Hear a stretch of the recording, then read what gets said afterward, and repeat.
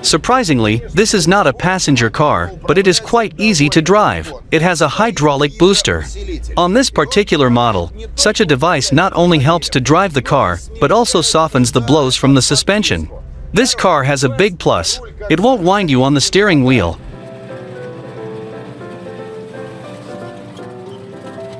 The sound of the engine, the exhaust system, the howling of the rear axle, the music.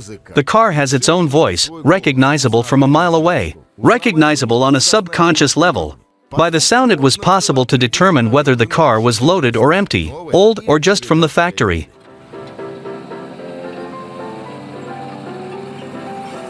The glass is panoramic, and above it there is even a visor, the same as on the legendary UAZ 452. Of course, you can't accelerate quickly on it, but there are 5 gears, and many of them are synchronized.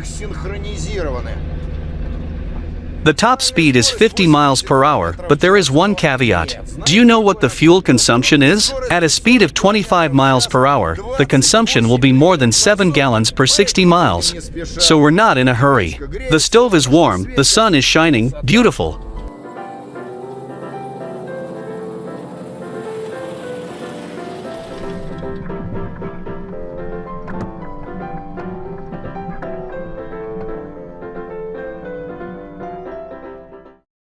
They are leaving, loyal, reliable, but gluttonous, created back in an era when there were no KAMAZ trucks.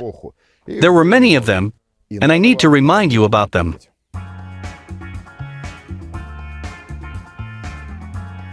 Where did it all start? The first work on the new Soviet truck began in 1953. The main task was to replace the ZIS 150, which, although it was not bad, was morally obsolete in many respects. Initially, the project was called ZIS 125, ZIS 150M. Later it was renamed ZIL 130. It makes no sense to hide it, and there is nothing wrong with it. Our engineers were fascinated by American machines. Everyone was in love with them back then. America was the trendsetter in automotive fashion in all classes, and trucks were no exception. It doesn't matter who specifically inspired our artists. Hooded trucks with a fairly bright appearance were fashionable at that time. For example, Ford F600 or Studebaker. Similar, but there is a significant difference.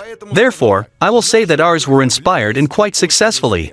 Engineers have tried and produced this model.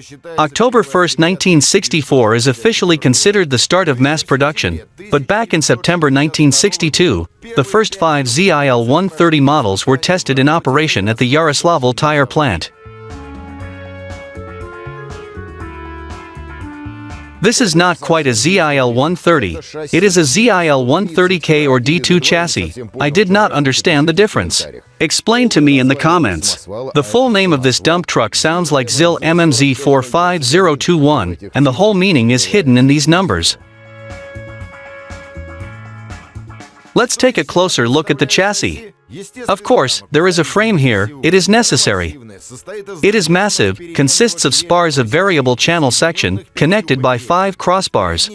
In the front there is an extension and a buffer.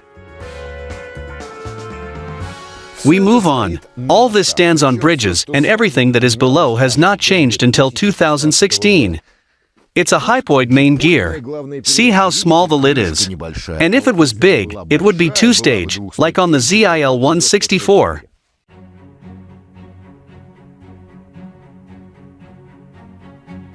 Semi-elliptical springs themselves have a T-shaped profile. There are basic and additional. The ends of the additional springs and the rear ends of the main springs are sliding and require periodic lubrication. Something like eternity is located in front. I'll tell you more. The front axle is continuous, based on a forged I-beam.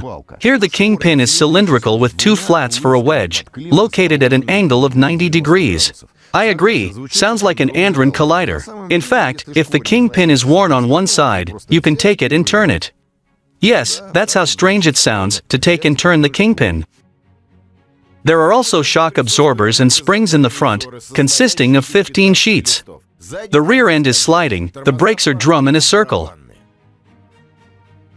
There were two configuration options for the 4502 model. The first is the simplest with a 6-cylinder engine from the ZIL 137. This car has another option. The engine is from ZIL 130 with 8 cylinders. The engine is gasoline, carburetor, 4-stroke. Its volume is 360 cubic inches. Maximum power 150 horsepower at 3,200 RPM. Maximum torque 402 Newton meters at 2,000 RPM. The bore is 4 inches, the stroke is 3.7 inches, and not a tenth of an inch more. Let's explore further. On the left we see a compressor driven by a belt from a fan pulley. He pumps air into the receivers. What do we have on the right? Let's figure it out. On the right side is the hydraulic booster compressor, also driven by a belt from the fan pulley. Guess what happens if one of the belts breaks? By the way, the engineers also spied on the motor from the Americans, but they modernized it quite a lot.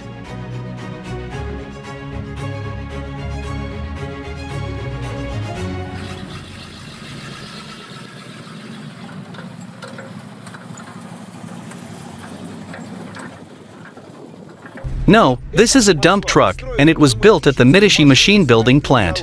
To be more precise, they took the ZIL 130 Shorty as a basis, 130 inches long, and installed their own body. Oh, and other details. And so they created.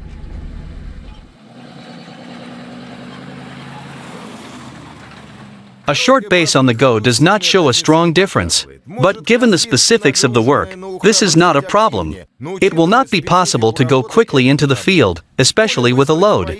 Another advantage of this car is the engine, which allows you to drive even on the most severe off-road. Ground clearance is 10.6 inches.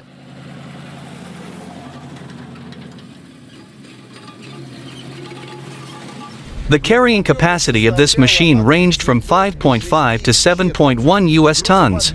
Carrying capacity grew over time, as did the quality of the car. But keep in mind that the weight of the machine itself is 755 grams. That is, it is carrying more than its weight. Initially, this truck was designed to help with agriculture. The task of the ZIL MMZ 4502 dump truck was to transport various economic goods, bulk homogeneous and heterogeneous masses, on all types of roads. The body has internal dimensions. Length 102 inches, width 90 inches, height 25 inches. Body volume without extensions 1,000 gallons. If you install the standard extensions, then there will be 1,350 gallons. The cabin is warm, light, and spacious. Due to its size, I feel something like safety here. It can easily fit 3 people, even not very slender ones. The dashboard is old, although the car is from a late model year. I wonder why. In fact, we are interested in these levers. Forgot about the brakes. They are one-sided here. It would be bad if they weren't here. It's good that we have them. But it's time to raise the body.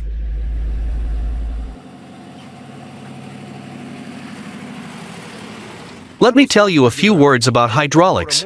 The power takeoff box with the pump installed on it is attached to the gearbox hatch on the right side.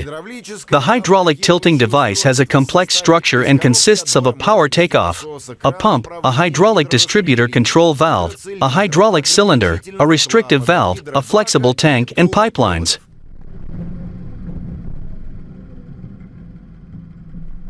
If you do not fix it yourself, then everything is simple. You put it in neutral, you squeeze the clutch. This lever has 3 positions: neutral, body up, and body down. Now we release the clutch. Done. The magic has begun.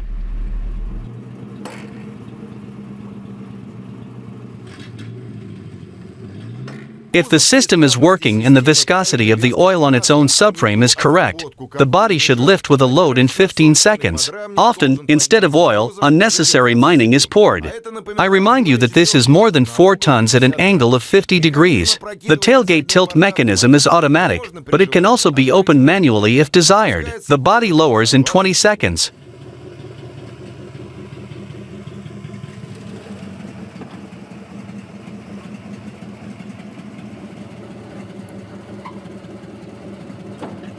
By the way, about the ZIL plant in Mexico, this is complete nonsense. There is no such plant.